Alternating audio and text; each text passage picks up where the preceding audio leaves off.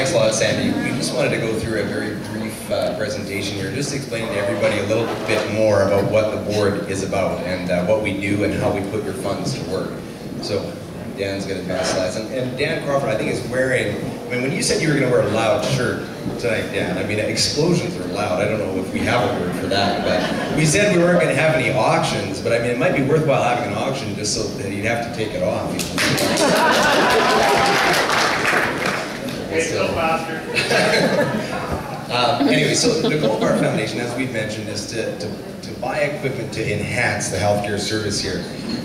You know, obviously through the government we're funded to get us to a standard of care, to get us to our basic needs that are met in the hospital, but extra equipment, newer things, high technology items that we otherwise wouldn't have access to, and typically you'd only find in bigger hospitals we're able to purchase through everyone's generosity here today.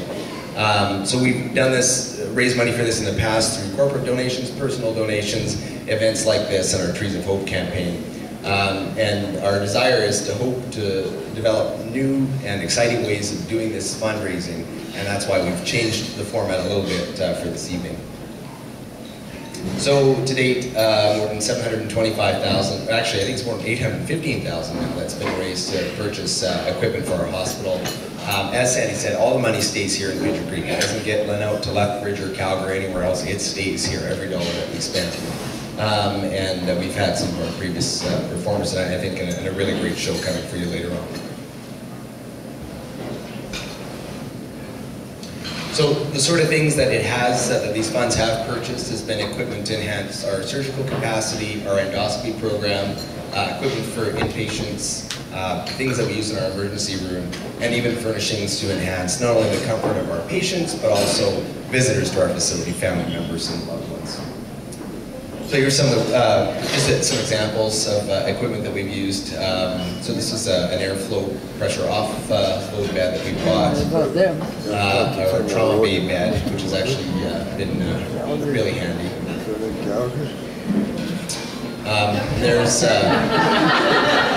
There's the Rear Admiral, as he's known. I can get away with that joke because unfortunately he couldn't be here with us tonight. So Doctor, if you just want to go back to that slide there. So we've might as well pick on him a little bit as I can. So we bought that, we bought some updated endoscopy equipment now that actually puts us into another, allows us to do even more. We bought new high definition equipment that Dr. Rocker will use. So there you can see he's handing everybody's favorite 50th birthday present right there. So. And move on to the last couple of slides. So this is a GlideScope. This is an instrument that we use to place an airway device when we need to take over someone's breathing. And the next slide shows our ultrasound machine, which is one of our newest acquisitions. And that allows us to do limited ultrasound. We can't do full radiologic scans, so you know, some people still have to go to Lethbridge for those, but it does allow us to do some point of care decision making. But you know, I mean, I could be up here all day and show you pictures of equipment that we've used and tell you what the funds have gone towards. But I thought, we thought as a board, it would mean even more if we could have someone come up here and tell you a personal story, make a personal connection to the equipment and what your generosity has meant to an individual in this audience. So I'd like to invite Mr. Harvey Litchfield up to the front.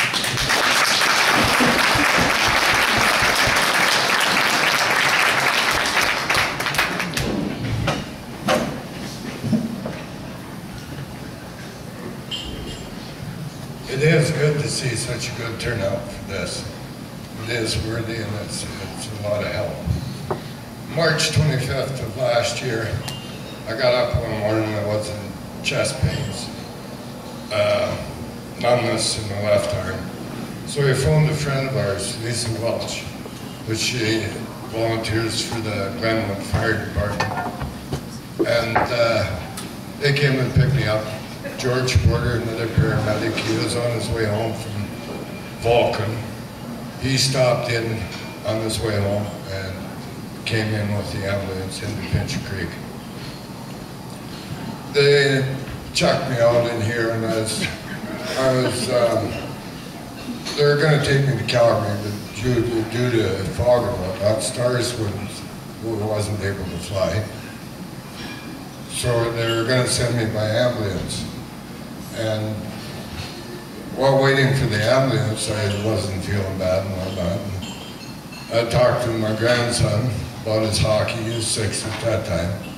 And my niece, granddaughter, she was 3 at the time. She did a song in the dance for me to cheer me up for a good trip. So we left, and just before leaving, I asked the ambulance attendants if it would be all right if my wife would come along. Because once we got down to Calgary, we could go shopping. I didn't know it'd take me 2 months to do that. Anyways, we left Pincher, Lynn Drasnet, and Marge Cock. They're the attendants. And going down the Brockett Hill, my heart stopped. They had to pull over to the side, and because of being on the Brockett Hill, the radio reception and cell phone reception is pretty limited. Fortunately, they were able to get a hold of Brockett to relay the message back to Pincher for more help. When my heart quit there, the CPR, the whatever you call it, cardiac, I just about wore both Marge Cox and Lynn Drasnet down to a frazzle before help arrived there. And we got help there, turned around and headed back to Pincher. At Pincher Station, my heart stopped again, so we had to pull over to the side again. Then once we got back into Pincher, doctors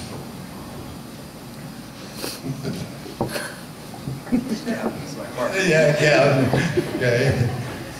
And Tracy Burton, Bev Burton, the doctors in the emergency room, plus the emergency staff. And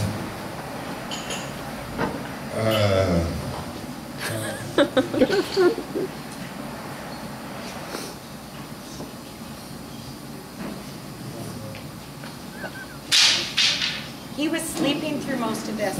Really, he doesn't remember all. And Dr. Scrimshaw. Through my ordeal, I lost a lot of memory. 2 weeks prior to my heart attacks, I can't remember. Just vaguely remember things, and because of the things that I don't pick up on. But anyways, we left for Calgary the second trip to Calgary. Dr. Bev Burton, Lynn Drasnet, Marge Cox, and Charlie Schuning went on the second trip. And thanks to Lynn Heavyfoot, that trip was made in record time.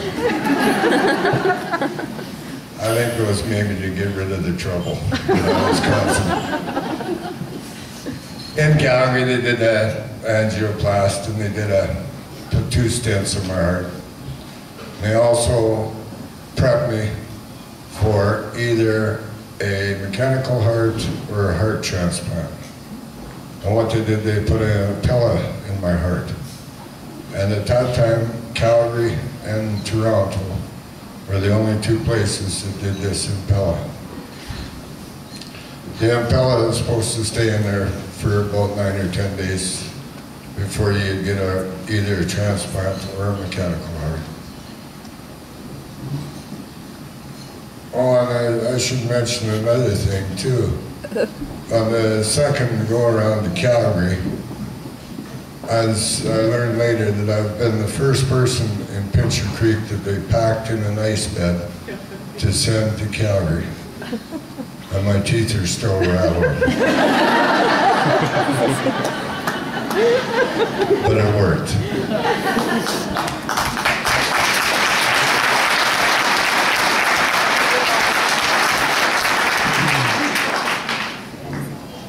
In Calgary, they pepped me to go to Edmonton for the heart transplant with the Impella in me. In Edmonton, I was heavily sedated for just about 2 weeks. The Impella quit in Edmonton on the 8th day that it was in. And they were fortunate enough to have a representative from the outfit that makes this Impella. He was just getting on the plane to head back to the States, and they caught up with him. And they did come back, and they got the Impella working again. But at that time, the next day, the Impella, it quit again on him. But by that time, my heart was just strong enough to keep on going. So that I didn't have to do a heart transplant or a mechanical heart. But I'd like to thank the doctors, and also I would really like to thank the community for their support and donations and volunteer work. You're a lot of the part of the reason why I'm able to stand up here today, and I do thank you.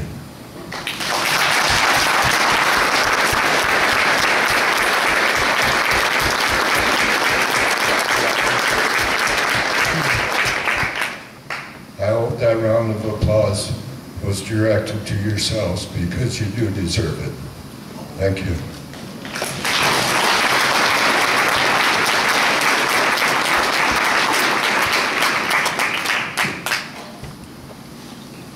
So on that day, and I think about that day a lot, and I think about the donations and the generous gifts that have been given. You know, we did use a lot of the equipment that's been purchased in order to help Harvey survive his ordeal. And so, and once again, it's only because of the generosity of the people in this room that makes that possible. Looking towards the future, we've recently, if any of you follow the news, it's been announced that rural surgical programs are going to be expanded over the next few years, and so there's some important opportunities to purchase equipment to help facilitate that. There's always new technologies coming along. I mean, like Harvey talked about his experience in Calgary, you know, a device that is only used in 2 facilities in Canada was something that enabled him to not only survive his ordeal, but avoid something like a heart transplant, which is not an insignificant operation to go through. Our overall goal, though, is just to provide the community with timely access to high-quality care, and to make you know, everybody's healthcare experience in Pincher Creek as high of a standard as we can. So, in terms of how you can become involved, I think everybody by showing up here tonight has done exactly that. We do still have some vacancies on our board. If people are interested in joining, we'd be more than welcome to. If you find anybody with one of these leis and a Hawaiian shirt on, we can talk to you about how to become involved as a board member. Donations of either cash, either purchasing tickets for yourself or employees. That's our clinic. I don't know if we have any of our clinic staff here tonight, but we, as physicians, we purchase tickets for our staff to come here. That's another way that you can sort of donate funds. And we have a new way that you can donate, something that we're introducing tonight. And so I'll invite Sandy back up here, who's back up here, and she can explain to you guys those slides that you've seen going by all night. Thanks, Gavin, and thanks, Harvey, very much for telling your story.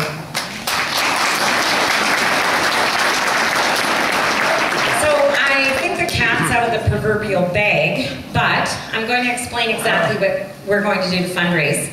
Obviously, we're not doing a silent auction. There's nobody up here yelling, rambling except me. So there's no auctioning whatsoever. What we've done is your board has taken the liberty to plan 12 vacations.